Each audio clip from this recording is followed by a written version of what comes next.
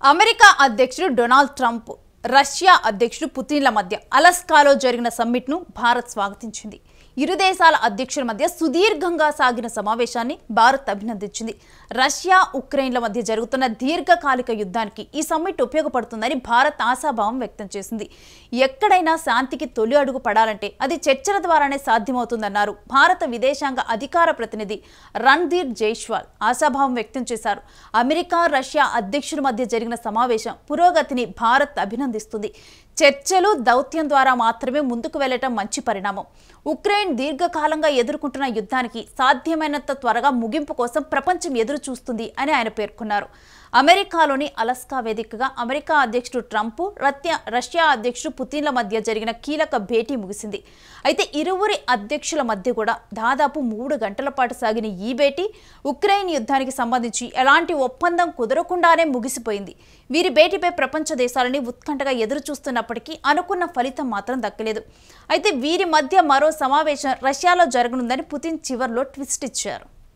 అయితే ఈ కీలక సమావేశం అనంతరం ఇద్దరు నేతల భేటీకి సంబంధించిన వివరాలను వెల్లడించారు. ఈ సందర్భంగా ట్రంప్ మాట్లాడుతూ సమావేశంలో అనేక విషయాలు చర్చకు వచ్చాయి, కానీ యుద్ధానికి సంబంధించిన తుది ఒప్పందం మాత్రం కుదరలేదన్నారు. ఈ చర్చలో ఎంతో పురోగతి ఉందన్నారు. అయితే కొన్ని సమస్యలను పరిష్కరించుకోవాల్సిన అవసరం ఉందని వెల్లడించారు. చాలా అంశాలను ఇద్దరం అంగీకరించాము, అయితే కొన్ని ఇంకా మిగిలే ఉన్నాయన్నారు. అన్ని విషయాలను పరిష్కరించుకొని అధికారికంగా అగ్రిమెంట్పై సంతకం చేసే వరకు ఒప్పందం కుదరనట్టే అవుతుంది. త్వరలో తాను ఉక్రెయిన్ అధ్యక్షుడు జెలెన్స్కీ, యూరోపియన్ యూనియన్ నేతలతో మాట్లాడతానని ట్రంప్ తెలిపారు. తాను మళ్లీ పుతిన్ని కలుస్తానని చెప్పుకొచ్చారు. మరొక వైపు ఒప్పందం చేసుకోవాలని జెలెన్స్కీకి సూచిస్తున్నట్లుగా ట్రంప్ తెలిపారు. కానీ ఏం జరుగుతుందో తెలియదన్నారు. రష్యా చాలా శక్తివంతమైన దేశం. పుతిన్ జెలెన్స్కీల సమావేశం జరుగుతుందని ఆశిస్తున్నా, అందులో నేను కూడా చేరే అవకాశం ఉందంటున్నారు అంటూ కూడా ట్రంప్ వ్యాఖ్యానించారు. సో ట్రంప్ వ్యాఖ్యానించిందే గనక నిజమైతే గనక రష్యా ఉక్రెయిన్ల మధ్య మధ్యవర్తిత్వం అంటే ట్రంప్ వారిద్దరి మధ్య ఉంటాను అని ఇక్కడ వ్యాఖ్యానించడం జరిగింది. మరి వీరిద్దరి మధ్య ట్రంప్ మధ్యవర్తిత్వం కొనసాగిస్తారా?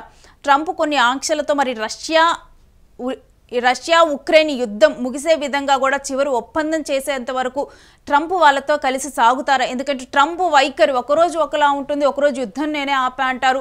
ఆయా దేశాలు మాత్రం దానికి అంగీకరించడానికి సిద్ధంగా ఉండం. ఇలాంటి వైఖరి మనం చూస్తున్నాం.